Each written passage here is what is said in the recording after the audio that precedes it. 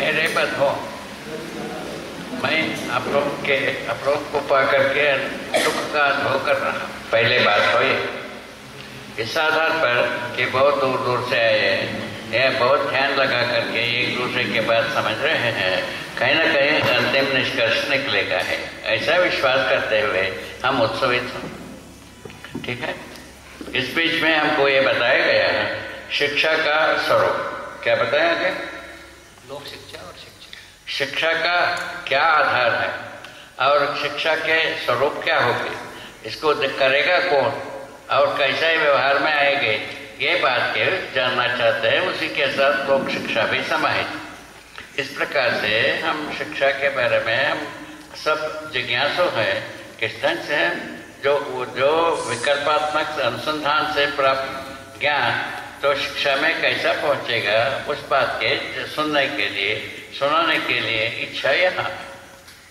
तो हम सब बहुत ही जिज्ञासा से इस बात को सुनना चाह रहे हैं, ऐसा मेरा स्वीकृति। मैं इस बात को अच्छी तरह से परखा हूँ। हर व्यक्ति किसी आयु तक हर व्यक्ति अपने को समझदार मानता है, चाहे नर हो चाहे नारी। हर मानव में नर नारी दोनों संबोधित हैं। तो ऐसी स्थिति में हर मानव किसी आयु तक में हर अपने को समझदार मानता है। अभी तक की जो कथा है वो पैसा पैदा करने वाला समझदार है, पैसा ना पैदा करने वाला वो समझदार नहीं, ऐसा माना जाता है। अभी तक की यहाँ तक पहुँचा। तो इसके पहले बल का प्रयोग हुआ, बलशाली बहुत समझदार होता है, ऐसा मानते रहे, ऐसा हुआ नहीं। उसके पहले धन वाला होता है, रूप वाला होता है, ऐसा मानते रहे, वो भी नहीं हुआ नहीं। ये दोनों कर्णम हो चुके हैं। तीसरा बात पकड़ में आया है, तो ये धन का धनार्जन करने वाला बहुत अच्छा समझदार है, ऐसा हम मानते हैं आज तक। उसी के साथ पद जुड़ा है, धन और पद तो एक साथ के एक दूसरे के पूरक हो गए हैं, ऐसा बात होगा। इस ढंग से मनुष्य का 4 भाग, मनुष्य का संपदा का 4 भाग प्रयोग में आ चुकी। इसमें हम मानव चेतना को पहचान नहीं पाए, इतना ही बात है। 4 भागों को प्रयोग हम कर चुके भले प्रकार से, उसके बावजूद हम मानव चेतना को पहचानने में असमर्थ रहे। ये हमारा निष्कर्ष निकले।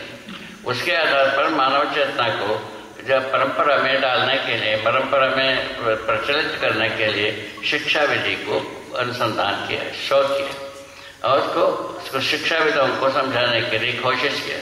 वो कोशिश होते होते अभी जो छत्तीसगढ़ राज्य शिक्षा संस्थान इसको अध्ययन करने के लिए तैयार। अभी और कोई संस्था हमारे पास आया नहीं, तो अभी केवल छत्तीसगढ़ की राज्य शिक्षा संस्थान आ चुका है। वो बुद्धि लगा करके, समय लगा करके, साधन लगा करके अध्ययन कर, ये आपको सूचना के रूप में बताया। अध्ययन में क्या दिया पूछा जाता है, अध्ययन में क्या अध्ययन करा रहे हो, ऐसा पूछा जा सकता है। उसमें क्या है, अनुसंधान विधि से, मानव चेतना विधि से मानव व्यवहार दर्शन नाम की एक समय पुस्तिका तैयार है। ठीक है, उसको हम एक शोध ग्रंथ भी कह सकते हैं, ऐसा ही कह सकते हैं। ग्रंथ तैयार हुआ, उसको अध्ययन कराते हैं। उसके पहले हम एक ऐसा विकल्प आया, उसको विकल्प के नाम से एक छोटा सा पुस्तिकाकार में आप लोगों के हाथों में प्रस्तुत किया। उसमें कई को ये विकल्प आया, क्यों आया, कैसा आया, ये दोनों बात को स्पष्ट किया। इसको अध्ययन कर सकते हैं। उसमें कोई प्रश्न हो तो हमसे पूछ सकते हैं, उसका उत्तर हमारे पास। एक बात, मानव व्यवहार दर्शन के मन में मानव चेतना विधि से कैसा व्यवहार होता है, कैसा न्याय होता है, कैसा नियंत्रण होता है, नियम होता है, संतुलन होता है, और सत्य जो प्रकट होता है, कैसा प्रकट होता है, उसका वर्णन है। उसको अध्ययन कराने की वजह, पठन तो सबको आता है, यहाँ जितने बैठे हैं सबको पठन करना आता है, ऐसा मैं मानता हूँ। तो पठन करने से काम नहीं चलता है, अध्ययन करना जरूरी है। अध्ययन के लिए प्रस्तावित किया है हर शब्द का अर्थ होता है। हर शब्द का अर्थ के रूप में अस्तित्व में वस्तु होता है। अस्तित्व में वस्तु को हम समझ लेते हैं तो हम अध्ययन किया। कैसा होता है ये, कहाँ से हो जाता है पूछा, कल्पनाशीलता से होता है। हर व्यक्ति बच्चों से लेकर बड़ों तक सबके पास कल्पनाशीलता समाई है। कल्पनाशीलता कर्म स्वतंत्रता समाई है। इन दोनों के योग से तदाकार तद्रूप विधि आती है। उस विधि से हम अस्तित्व में वस्तु को पहचानना बनता है। जब सदाकार विधि से हम पहचान लेते हैं वह तद्रूप विधि से प्रमाणित होते हैं। तद्रूप विधि को हम प्रमाण माना जा रहा है। ये आत्मा में होने की बात कहा गया है, इसको अध्ययन कराता है, इस विधि से अध्ययन करता है। अध्ययन का जो परिभाषा ही की है, अनुभव की रोशनी में, आत्मा की रोशनी में, अधिष्ठान की रोशनी में। अधिष्ठान का मतलब आत्मा। आत्मा क्या चीज है? गठन परमाणु का मध्यांश का नाम है आत्मा। अभी इसके पहले हमारे बुजुर्गों ने क्या लिखा था? आत्मा के रूप में जीवों के हृदय में बैठ गए, ऐसा कहता है। तो उसके जगह में क्या हम पहचान यहाँ तो गठन पूर्ण परमाणु का मध्यांश को हम आत्मा कह रहे हैं और उसको अनुभव करने की विधि है। अनुभव करने के पश्चात प्रमाणित होने की विधि है। इन तीनों कारणों से उसको शिक्षा विधि में प्रस्तुत किया जा सकता है, ऐसा निश्चय लिया। उस निश्चय के अनुसार अभी प्रस्तावित है। तो अध्ययन में मानव व्यवहार दर्शन में मानव का कर्तव्य क्या है, दायित्व क्या है, इसको तय किया। इसको तय करना जरूरी है या नहीं है, इसको आप लोग तय करेंगे। अब सब एक अधिकार। उसके बाद मानव कर्म दर्शन नाम की एक भाग माने सहअस्तित्ववादी जिसमें दर्शन में एक भाग है कर्म दर्शन। कर्म दर्शन में मानव करने योग्य कर्म, करने ना करने योग्य कर्म क्या है, इसका विभाजन करता है। इसकी भी आवश्यकता है या नहीं, उसको आप अच्छी ढंग से विचार कर सकते हैं। यदि जरूरत है तो हमारा गर्ज बनता ही है, हम उसमें समय उसके लिए हम तत्पर हो ही जाते हैं। समय जरूरत नहीं है उसमें हम तत्पर नहीं होते। जरूरत नहीं क्या चीज़ है? जीव चेतना में जीना जरूरी है, ऐसा यदि स्वीकार होता है इसकी जरूरत नहीं। मानव चेतना में जीना है ऐसा निश्चय होता है, इसके जरूरत में आ जाता है। इतना ही बात। उसके बाद इसके अभ्यास दर्शन, व्यवहार और अभ्यास कर्म का अभ्यास कैसा करेगा और उसका निर्धारण किया क्या कैसा अभ्यास किया जाए उसके बारे में बात किया है। उससे अभ्यास दर्शन के बाद अनुभव दर्शन दिया। अनुभव दर्शन का नाम दिया। अनुभव करने का अधिकार मानव व्यवहार दर्शन के आधार पर ही सुच्छुत है, स्पष्ट होता है। और मानव अनुभव दर्शन में हम प्रमाणित होने का अधिकार को ज़्यादा से ज़्यादा स्पष्ट किया। ये इन चारों बात की आवश्यकता है या नहीं, इसको अच्छे तरह से सभी परिशीलन कर सकते हैं, सभी शोध कर सकते हैं और समझ सकते हैं, प्रमाणित कर सकते हैं। ऐसा मेरा स्वीकृति। तो उसके आधार पर ही हमारे साथ जो काम करने वाले सब लोगों का ऐसे ही मन है, ऐसा लगता है, ठीक है ना। उसके बाद आता है विचार। तो ऐसे जो सहअस्तित्ववादी विचार को कैसा हम शुरुआत करें इसके बारे में बात किया। उसमें चारों अवस्था के साथ हम कैसा जी पाएंगे इसका निर्धारण किया। इसमें तीन है, समाधानात्मक भौतिकवाद। भौतिक वस्तु समाधान के अर्थ में काम कर रहे हैं, इसका बोध कराते हैं। और उसके बाद व्यवहारात्मक जन्मार्थ, जो व्यवहार में मानव जो है ना जागृति को प्रमाणित करता है, इस बात को स्पष्ट किया है। मानव व्यवहार किसके साथ होता है? मानव के साथ होता है, मानवेतर प्रकृति के साथ होता है। मानवेतर प्रकृति के साथ कैसा होता है? नियम नियंत्रण संतुलन रूप में होता है। और मानव के साथ न्याय धर्म सत्य के रूप में होता है, इसको स्पष्ट किया, ठीक है। व्यवहारात्मक जन्म, अनुभवात्मक अध्यात्मवाद। तो अनुभव में जो आने वाला है अध्यात्मवाद है। अध्यात्मवाद का स्वरूप में अध्यात्म में समाहित संपूर्ण प्रकृति के साथ हमको अनुभव होता है। तो उस स्थिति में हम उस अस्तित्व में सहअस्तित्व को प्रमाणित करने वाले हो जाते हैं। तो पदार्थ ना हो, केवल सत्ता हो, माने व्यापक वस्तु हो, उसका कोई अनुभव नहीं है।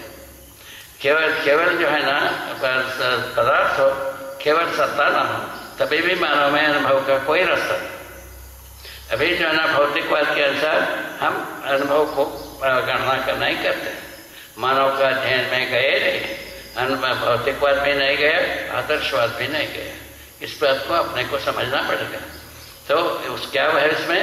तो अनुभव के लिए दोनों प्रकृति और व्यापक वस्तु साथ साथ में होना आवश्यक है। प्रकृति ही जो एक अवस्था की प्रकृति ही व्यापक वस्तु को अनुभव करता है, फलस्वरूप परम सत्य के रूप में प्रमाणित होता है। ये इसको हमने अनुभव किया है, उसे अनुभव के आधार पर ही हमने पूरे बात को प्रस्तुत किया है। उसके बाद इसमें शास्त्र को लिखा, शास्त्र में ये लिखा तो मानव जो है ना, तो मानव संचेतनावादी मानव, संचेतना का मतलब है सत्य को प्रकट करने वाली ज्ञान। चेतना का मतलब है ज्ञान। चेतना जो है ना, संचेतना का मतलब है सत्य को प्रकट करने वाली ज्ञान। ऐसे ज्ञान के अनुसार मानव संचेतनावादी मानव ज्ञान में 122 आचरण को बताया। इन आचरणों के आधार पर मानव जो है ना व्यवस्था में जी पाता है, व्यवस्था में जी पाता है। इस बात को स्पष्ट किया। उसके बाद दूसरा व्यवहारवादी समाजशास्त्र। व्यवहार में हम प्रमाणित होना, क्या चीज? मानव संचेतना प्रमाणित होना, ऐसे व्यवहारवादी समाजशास्त्र। और उसके बाद जो है ना हम लिखे हैं आवर्तनशील अर्थशास्त्र। जो कुछ भी हम श्रम करते हैं, उत्पादन करते हैं, उसका स्रोत को बनाए रखते हुए निरंतर पीढ़ी से पीढ़ी के लिए अनुकूल बनने वाले प्रक्रिया को हम आवर्तनशील अर्थशास्त्र नाम लिखते हैं। इसकी आवश्यकता है कि नहीं, आप सब सोच सकते हैं, समझ सकते हैं, स्वीकार सकते हैं, नकार भी सकते हैं। जो इच्छा हो वही करिए, हमारा कोई आग्रह नहीं।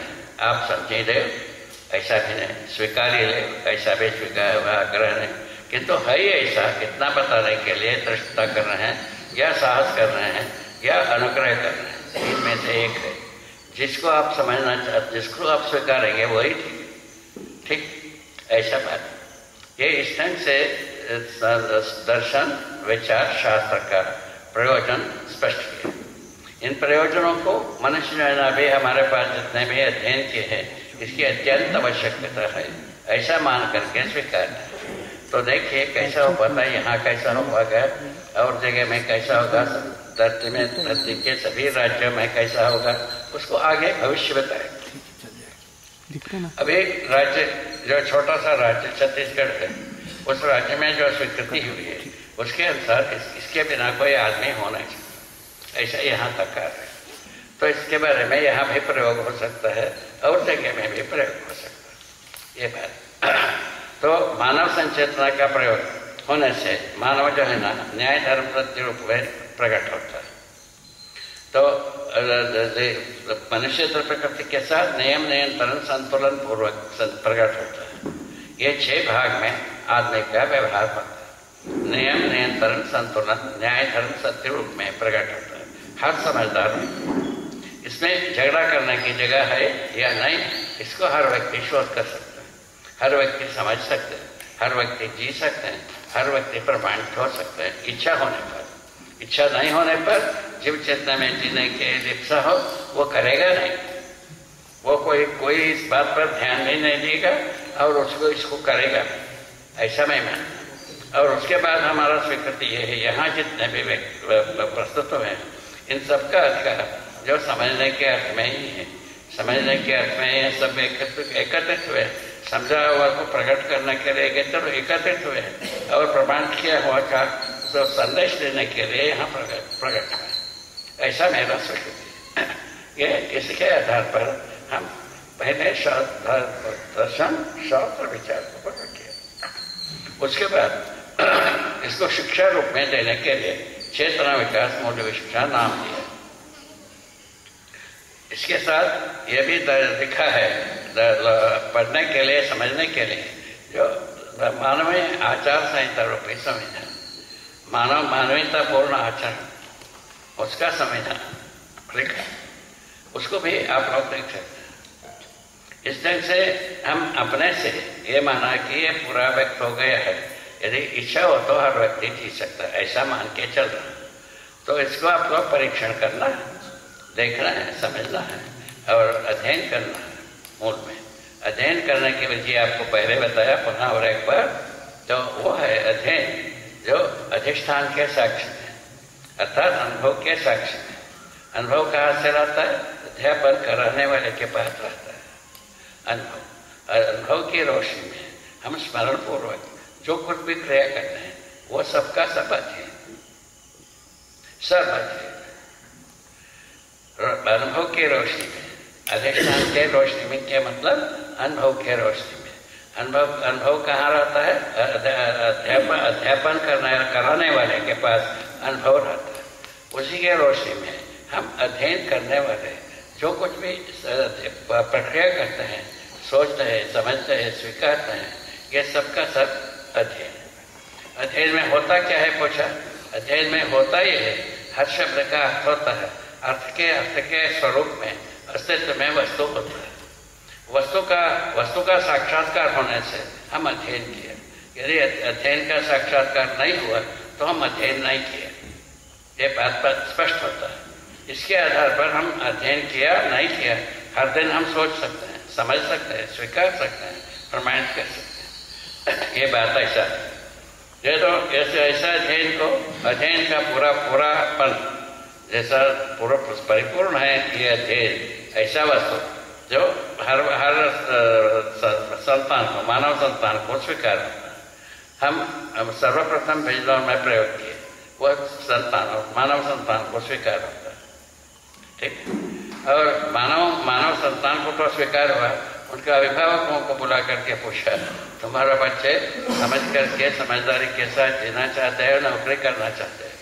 वो कहे उसमें 90% लोग एक है, 90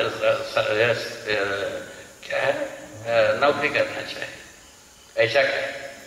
तो 10% लोग कहे नौकरी भी करना चाहिए, समझना भी चाहिए, ऐसा कहे। अभी हम इसमें छत्तीसगढ़ में एक कार्यगोष्ठी की जो राज्य संस्था के अधिकारियों से और अध्यापकों के साथ। उस कार्यगोष्ठी का मूल मुद्दा यह था, तो वेतनभोगी वास्तविक रूप में प्रमाणित हो सकता है या नहीं, ये पूछे हमसे लोगों ने। उसके उत्तर हमने दिया, वेतनभोगी प्रमाण नहीं हो सकता। वेतनभोगी को ही पैदा करेगा, दूसरा कुछ नहीं करेगा। तो यदि प्रमाणित व्यक्ति को पैदा करेगा, दूसरा कुछ नहीं करेगा, ये बात है। तो उसके बाद हम वेतनभोगी क्या होंगे समझ करके प्रेरक हो सकते, उसके आधार पर अध्ययन कर रहे हैं। अभी 100 व्यक्ति अध्ययन कर रहे हैं, अभी 2 महीना हो गया, तीसरा महीना अध्ययन करने वाले हैं, ऐसा बात। ये सब अध्ययन कराने वाले व्यक्ति, एक व्यक्ति यहाँ बैठे हैं, एक व्यक्ति यहाँ बैठे हैं, 2 व्यक्ति यहीं बैठे, ऐसा बात चल रहा है। इसका ढंग से ये 2 शिक्षकों को और व्यवस्थापकों को और शोधकर्ताओं को हम सम्मिलित रूप में एक ग्रुप बना करके अध्ययन करा रहे हैं, ठीक है। वो एक ग्रुप बनाने का अधिकार अब वहाँ के सेक्रेटरी के पास थे, वो कर दिए, ये सब बात। तो ये तो है शिक्षा का स्वरूप, ऐसा बात। उसमें जो मूल से बने थीसिस को, मूल प्रबंध को, तो स्नातक कक्षा में पढ़ाने की बात सोचा, और उसके पहले 10 कक्षा तक पूरा का पूरा पाठ्यपुस्तिकाओं को लिखा जाता है। 5 कक्षा की पाठ्यपुस्तिका लिखा करके 1 से लेकर 5 लिख करके राज्य शिक्षा को सौंपा। वो छपाने की चक्कर इसमें प्रक्रिया में लगे हैं, वो आगे वर्षों प्रभावशील हो जाएगा, ऐसा कहना है। तो इस तरह से शिक्षा की विधा में ये पूरा समावेश होने की एक व्यवस्था चल रही है, अध्ययन चल रहा है, कार्य चल रहा है, सब कुछ चल रहा है, ये प्रयत्न भी चल रहा है, हम सहमत उसी में हैं। तो उसके बाद लोक शिक्षा की बात है, जो बच्चे जो अध्ययन करते हैं, बड़े बुजुर्गों को क्या करोगे? कुछ लोक शिक्षा उसका नाम दिया। लोक शिक्षा में क्या करेंगे, इसी पूरा बात को हम लोक शिक्षा के विधि से हम बड़े बुजुर्गों को विदित कराएंगे। विदित कराने के कार्यक्रम अभी शुरू नहीं किए हैं, विदित शुरू करना शेष वो आवश्यकता है। इस तरह से लोक शिक्षा और शिक्षा का तो प्रस्ताव पूरा हुआ है, ऐसा राज्य शिक्षा संस्थान का स्वीकारना है। हमारे साथ जितने भी कार्य कर रहे हैं, सब जुड़े हैं, उनका भी स्वीकारना है सही। ये इतना बात करके अभी जितने बात आप लोगों को बताया, उसमें किसी को शंका हो उसको हमसे पूछ सकते हैं, और उसका सभी बात का हमारे पास उत्तर। जो कोई भी पूछेगा, हम जितने बात बताया मध्य दर्शन सहस्तित्ववाद के बारे में शिक्षा के स्वरूप में प्रस्तुत करने की विधि में बताया है, उसमें जो कुछ भी शंका हो आप पूछ सकते हैं, कोई भी पूछ सकता है। पूछना है कोई पूछता शर्म। लोक शिक्षा के बारे में मेरा आपसे एक छोटा सा अनुरोध है कि जो आजकल की जो शिक्षा पद्धति है उसमें हमें एक त्रुटि नजर आ रही है कि जो भी लोग हैं, अभी आपने कहा था कि भाई सभी लोग नौकरी ज़्यादा पसंद करते हैं, तो शिक्षा का मतलब और नौकरी से जो आजकल की डिग्री वगैरह है, अगर किसी से पूछे ज्ञान के लिए तो कोई नहीं पढ़ता, जो उनको डिग्री मिलेगी या जो शिक्षा का मात्र में कितना वो उसमें गहराई से जानते हैं, वो तो मुझे अभी भी मैं संतुष्ट नहीं हूँ। बस उनका कार्य यह है कि किसी तरह से डिग्री मिल जाए और हम नौकरी करें, और ये जो कुछ भी और वो जो भी नौकरी कर रहे हैं या वो जो शिक्षा लेंगे उसमें भी सामंजस्य नहीं है। तो मेरा आपसे अनुरोध है, ये कब संभव होगा कि समाज का प्राणी शिक्षा मतलब ज्ञान के आधार पर वो शिक्षा ले, बजाय इसके कि वो नौकरी के आधार पर जीविका को मानने के लिए, तो उसमें शिक्षा का गुण नहीं रहता, जिसने सिर्फ जीविका को सिर्फ लेना है। जीविका जरूरी है, ऐसा मैं मानता हूँ, लेकिन वो जो शिक्षा का आज का जो माध्यम है उससे मैं बहुत ही दुखी हूँ कि सिर्फ नौकरी मिले, एक सर्टिफिकेट मिले, बस उसी लिए उसको ज्ञान कहा जाता है, उससे मैं और भी ज़्यादा क्षोभ में हूँ। तो इसके प्रति आपका थोड़ा नजरिया जानना क्या कहना, प्रश्न क्या है? हाँ, मेरा प्रश्न ये है कि जो शिक्षा पद्धति, जैसे अभी हम अभी बात कर रहे थे, तो जो आज की शिक्षा व्यवस्था है वो तो यही है कि भाई हम पढ़ेंगे तो नौकरी मिलेगी, लेकिन जो ज्ञान के प्रति लालसा है, इच्छा है, वो उसमें समावेश नहीं होता। खाली एक नौकरी मिलेगी इसीलिए डिग्री या पढ़ाई हो रही। तो ये जो ज्ञान से ओतप्रोत जो शिक्षा है, जो सिर्फ ज्ञान के प्रति या आत्मीयता या जो भी जानने के प्रति, जीवन के प्रति, वो चीज़ तो नहीं है। ये कब संभव हो पाएगा? क्या कहना? अभी जो शिक्षा दिया जाता है वो केवल आजीविका है, आपका कहना है? क्या कहना? केवल आजीविका के लिए दिया जाता है। अभी जो शिक्षा है वो तो ठीक है, तो ये जो ज्ञान के लिए शिक्षा जो है वो कब संभव हो पाएगा? क्या संभव, कब संभव होगा? समझने से संभव हो जाएगा। ये जो ज्ञान शिक्षा है, ज्ञान शिक्षा का प्रयोजन समाधान है। समाधान पूर्वक हमको जीना है, नहीं जीना है तय करिए, नहीं कर देना है, क्या चीज है वो? समस्या से जीना है। जीव चेतना में समस्या से जीने की बात कहा है, और मानव चेतना में समाधान पूर्वक जीने की बात कहा है। कैसे जीना है आप ही सोचिए। जो आपको ठीक स्वीकार हो उसमें हमको कोई इतराज नहीं, किंतु मानव चेतना से मानव समाधान को प्रमाणित करता है, जीव चेतना में मानव समस्या को पैदा करता है। घर से लेकर, स्वयं से लेकर घर तक, घर से लेकर संसार तक, धरती तक समस्या पैदा करने के अलावा दूसरा कुछ नहीं कर सकता। अभी जैसा एक प्रमाण आ चुका है, धरती बीमार होना। धरती बीमार होना मानव का करतूत से ही हुआ कि और कोई भूत किया है? तो उसको भी सोचिए। यदि ये मानते हैं मानव ने किया है, मानव ने जीव चेतना वैसा समस्या को पैदा किया, इसको स्वीकार सकते हैं। यदि नहीं स्वीकारना आपके हाथ में, कोई आग्रह नहीं है हमारा, जैसा विचार हो वैसा ही करिए, किंतु जीव चेतना विधि से समस्या के अलावा कुछ होता नहीं। मानव चेतना विधि से समाधान के बिना और कुछ होता नहीं, जो करना है वही करिए। ठीक है, ये बात पूरा हो गई। तो समाज समझदार कैसा समझेगा, कैसा समझेगा, को तक समझेगा, ये बात कहता है। सकल को कर्म करने के लिए इतना दिन समझा है, लगा है, इतना सब भूत धरती को बर्बाद किया, वनस्पति संसार को, जंगल को बर्बाद किया, अब जीव संसार को बर्बाद किया, मानव को जितना बर्बाद करना है किया, आबाद करना है करे, ये सब किया। कोई देश बहुत आबाद किया मानते हैं, कोई देश बहुत बर्बाद हुआ मानते हैं, ये सब हम पेपर में पढ़ते हैं। तो आप जैसा करना है वैसा सोचिए। यदि मानव इतना बात सत्य है कि जीव चेतना में जीते, हम समस्या के बिना कुछ नहीं तैयार कर पाएंगे, और मानव चेतना विधि से समाधान के अलावा और दूसरे कुछ कर नहीं पाएंगे। ये दोनों बात सही, इसको हम स्वयं अनुभव किया। ठीक है, और कुछ इसके साथ पूछना है?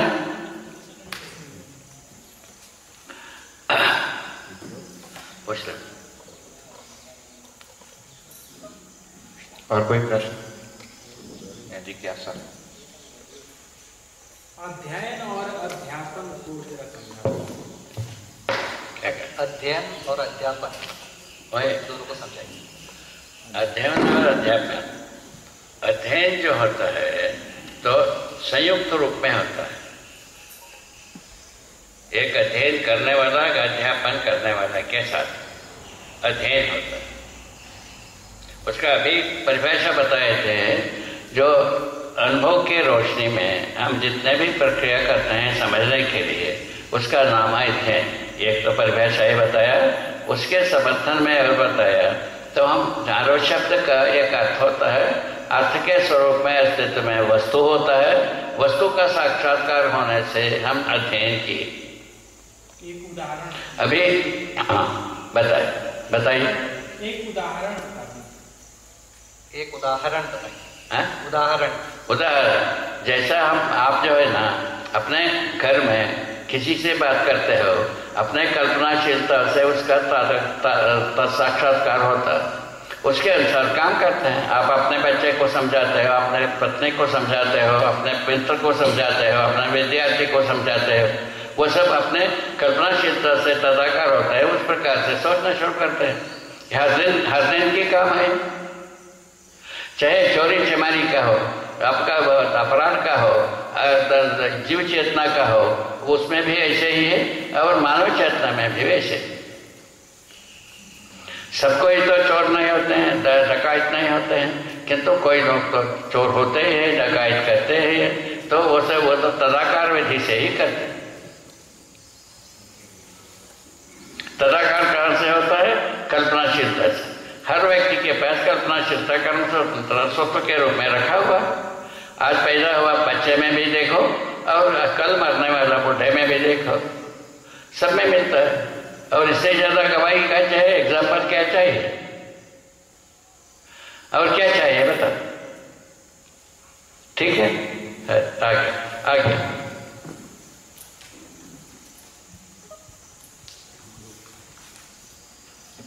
नमस्ते, मैं शत्रुंजय IIIT हैदराबाद में फैकल्टी हूँ। मेरा प्रश्न ये है कि एक अध्यापक में आपको क्या लगता है कि मिनिमम गुण होने चाहिए जिसके बाद वो अध्यापन का अधिकारी बन जाता है, या कैसे व्यक्ति को अध्यापन बिल्कुल नहीं करना चाहिए, इनको बिल्कुल निषेध है?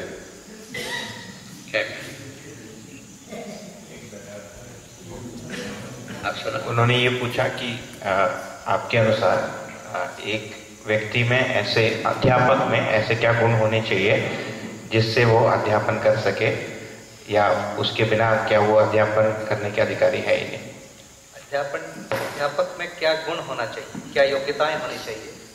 अध्यापक में योग्यता यही है, स्वाभाविक है, पहले बता चुके हैं हम। अध्यापक समझा हुआ व्यक्ति होता है, प्रमाणित किया हुआ व्यक्ति होता है। अध्यापक समझा हुआ व्यक्ति, प्रमाणित किया हुआ व्यक्ति। समझदारी कोई नहीं प्रमाणित करता है, मानव चेतना विधि से समाधान होता है। वो हर मानव संतान को स्वीकार है। अभी आपको उसका उदाहरण बताया। सर्वप्रथम हम लोगों ने बिजनौर में इसको प्रयोग किया, बच्चों में मुखरण होने लगा, जो आगंतुक रहे वो भी चक्रित हुए, अभी उनका अभिभावक रहे वो भी चक्रित हुए। ये बात अभी जो है ना वही चीज़ रायपुर के पास एक मुंडा नाम के गाँव है जगह, उस वहाँ के स्कूल के बच्चे ऐसे मुखरित हो रहे हैं। तो उसका जो उदाहरण हम बताना चाहूँ यही बताएंगे। यहाँ एक साहू जी नाम के सज्जन बैठे हैं, हाँ वो तो वो बताएंगे उन्हीं के समय में बात घटित हुई। वहीं के अध्यापक हैं, तो वहाँ के लोगों को हमारे अंजनी अग्रवाल यहाँ बैठे हैं, उनके पत्नी जाकर के उन बच्चों को संबोधित करती है। वह जाती है स्कूल के समय से 1 घंटा पहले जाती है। बच्चे उनको अगोरते रहते हैं। वो बच्चों के पास एक बार एडीए आया, उनसे बच्चों से पूछा तुम क्या सीखना चाहते हो? मैंने कहा हमको न्याय बताओ।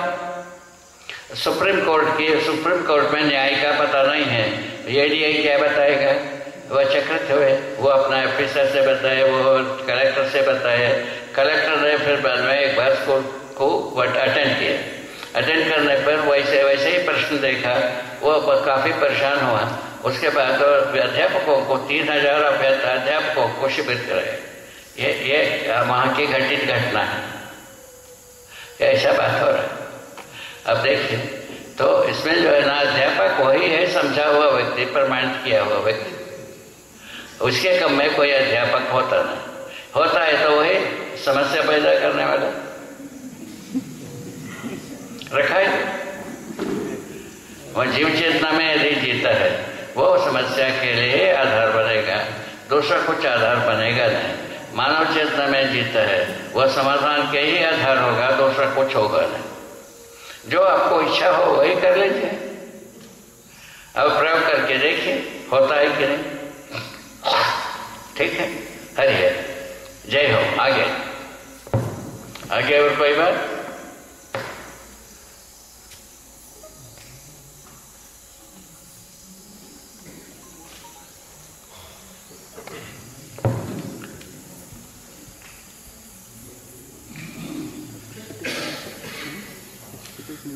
मेरा दूसरा प्रश्न है कि आपने अभी कहा कि वेतनभोगी कभी अध्यापक हो नहीं सकता ठीक से, तो वर्तमान व्यवस्था में जो यूनिवर्सिटी में है वो वेतन दिया जाता है व्यक्ति को जो उसके दैनिक आवश्यकता है उसकी पूर्ति करने के लिए। क्या इस स्थिति में जो वेतनभोगी अध्यापक कैसे न बना जाए? क्या ऐसे इसके लिए आवश्यकता बन जाती है कि उस व्यक्ति की हर आवश्यकता की पूर्ति का जो पूरा अधिकार जो कर्तव्य हो समाज उठाए, उसका भरण पोषण करे? उस स्थिति के अभाव में वर्तमान परिस्थिति में अभी अध्यापक क्या करे?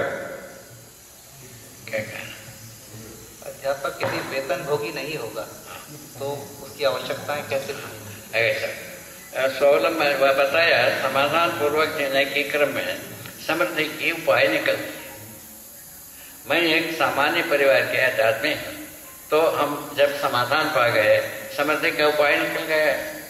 कृषि करता हूँ, गोपालन रखा हूँ और सामान्य आयुर्वेद को हम जानता हूँ, सामान्य औषधियों को पहचानता हूँ, उसका चिकित्सा करता हूँ, 3 काम करता हूँ।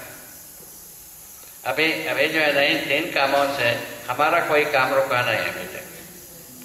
हम हमारे हाथ पैर से ही सब जगह में पहुँचते, हम पराधीन नहीं।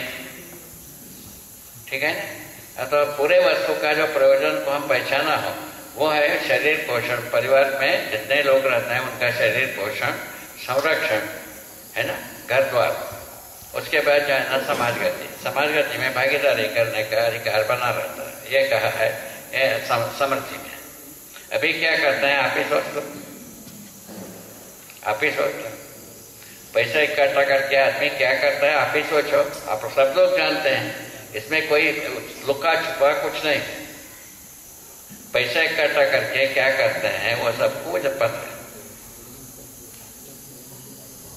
अभी जो व्यवस्था है उसके अनुसार मनुष्य जो है ना इसके स्वस्थ रहना है, इस बात को कहता है। कई के लिए स्वस्थ रहना है, इस बात के लिए स्वस्थ रहना, भोग के लिए स्वस्थ रहना है, संघर्ष के लिए स्वस्थ रहना। बस ये ठीक है, ये ठीक है। आप ही सोचिए, क्या बताया आपको? शरीर पोषण, संरक्षण, समाज गति के लिए सारे वस्तुओं का सदुपयोग है। ये सदुपयोग है, संघर्ष करना स्वीकार है, युद्ध करना स्वीकार है। और ये आप ही सोच लो, ठीक है? आप सोच के अपने में निर्णय ले लें, क्या तक हरि है। और आगे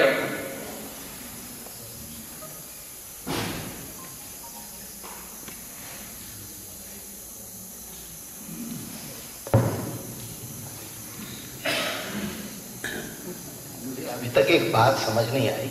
आपने कहा कि शिक्षक को प्रमाणित करते हैं। प्रमाणित कौन करता है? या उसकी स्वयं बुद्धि या उसके योग्यता? तो योग्यता को क्या समाज प्रमाणित करता है या व्यक्ति अपने कार्यों से प्रमाणित करता है? प्रमाणित कौन करता है? समाज, मतलब शिक्षा के शिक्षकों के बारे में, या जो आपने कहा कि कोई किसी को कुछ पढ़ाता है, ज्ञान देता है, तो उसको प्रमाणित कौन करेगा? समाज। क्या कहा? कहते हैं कि शिक्षक को प्रमाणित कौन करेगा? वो खुद प्रमाणित करेगा अपने आप को, या समाज उसको प्रमाणित करेगा? क्या समाज का कोई लेन देन नहीं भाई। समाज का लेन देन हर व्यक्ति के साथ में जुड़ा है। हर व्यक्ति का मूल रूप समाज का सूत्र मानव ही धारक वाहक है।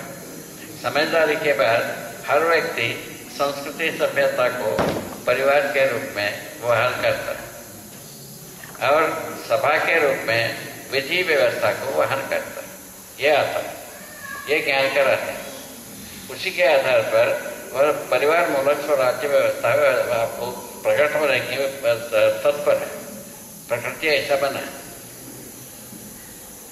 ठीक समझ में आ गया? परिवार विधि से, समझदार परिवार विधि से मानव संस्कृति सभ्यता वहन होता है। ठीक है? और सभा विधि से, परिवार सभा विधि से विधि व्यवस्था वहन होता है। परिवार में ही पूरा प्रमाण का आधार।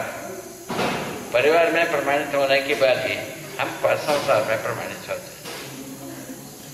ये हर समझदार व्यक्ति का माता की बात है, अधिकार की बात है, प्रवृत्ति की बात है। तीनों बात है। प्रवृत्ति भी होता है, अधिकार भी होता है, वैसे ही माता ही बनता है। ऐसे और आगे कुछ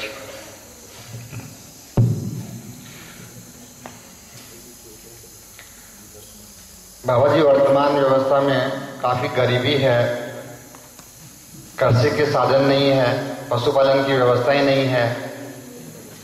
ऐसी व्यवस्था में वो कैसे स्वावलंबी बने?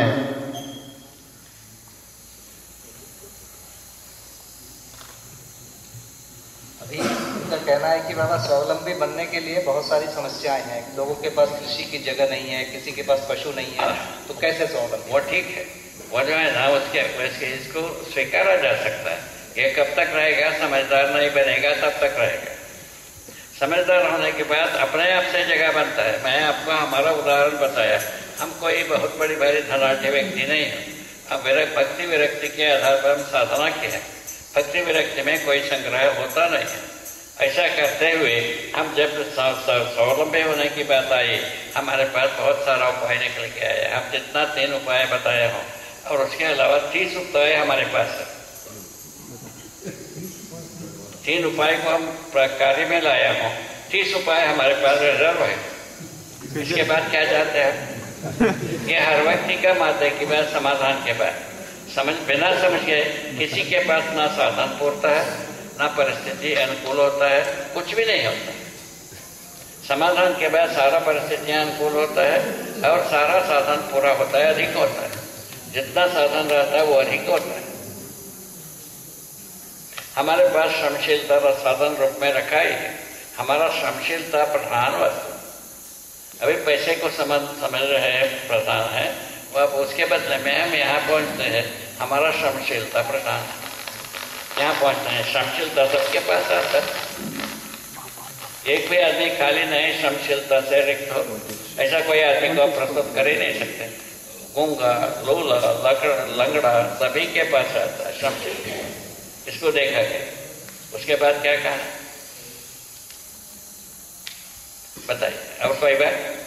अब आपके पास 30 उपाय हैं, आप बोल रहे हैं, दो चार बता दीजिए।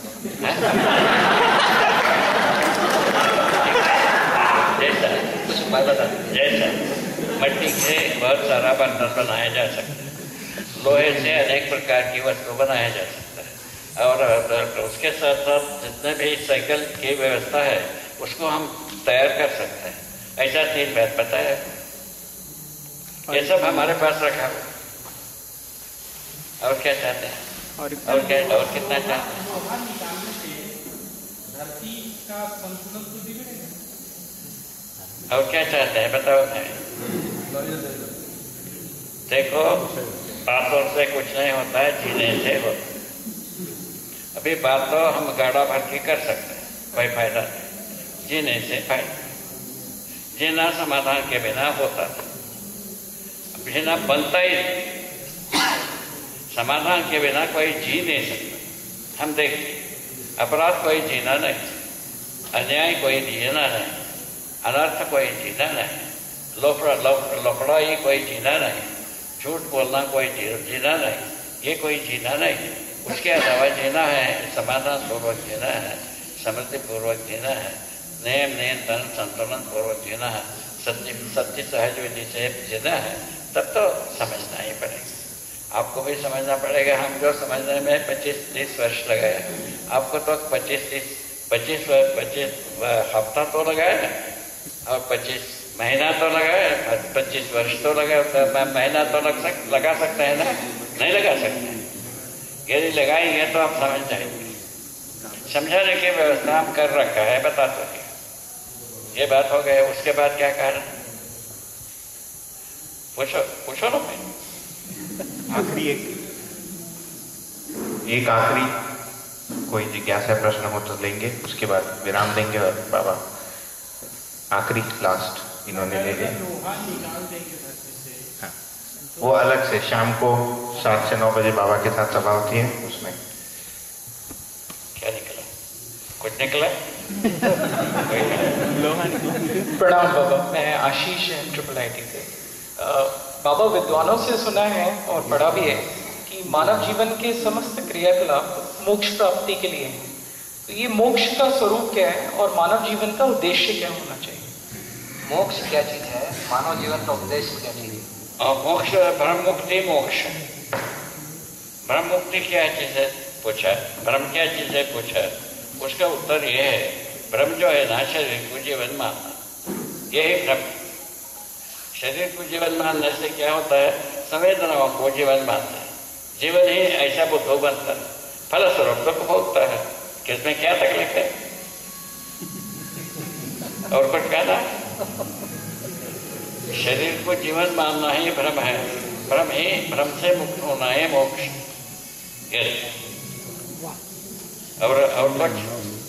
और कुछ कहना?